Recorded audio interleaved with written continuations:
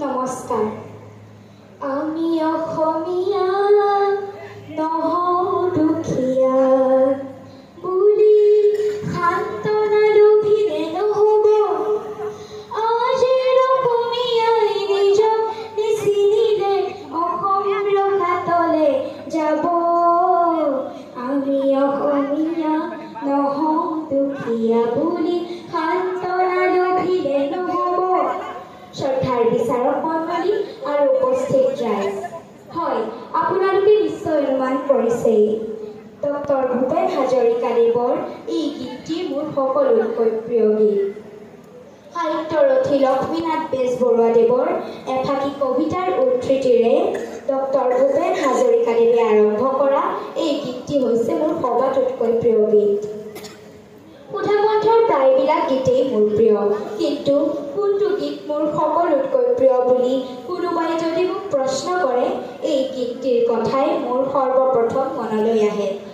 এতিয়া মই আপোনালোকক ক'বলৈ ওলাইছোঁ যে এই গীতটি মোৰ কিয় সকলোতকৈ প্ৰিয়।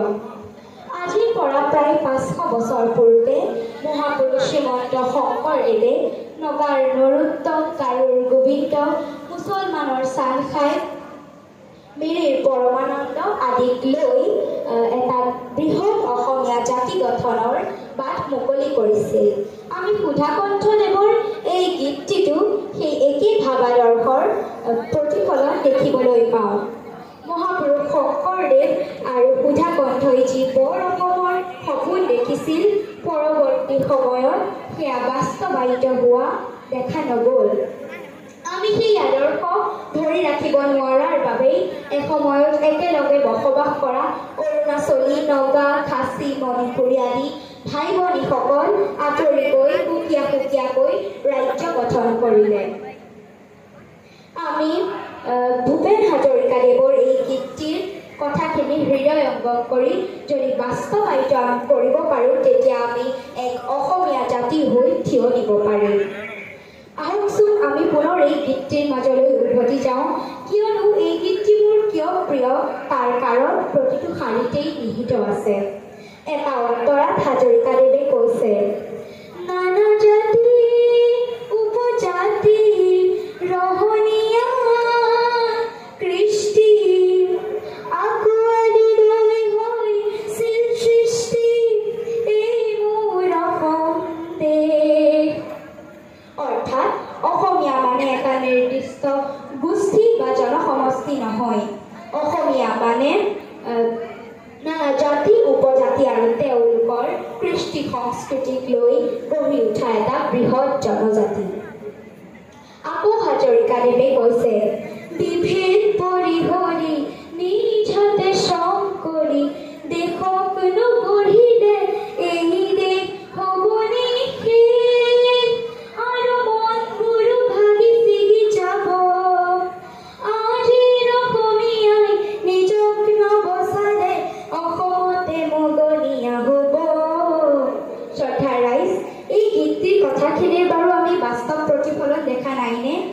মুষ্টিমেয় একাংশৰ বাহিৰে আজিকালি যুৱক যুৱতীসকলে এটা চৰকাৰী চাকৰিৰ আশাত বহি থাকে, কিন্তু আমাৰ চাৰিওদিশে জীৱিকা নিৰ্বাহৰ অজস্ৰ পথ খোলা আছে।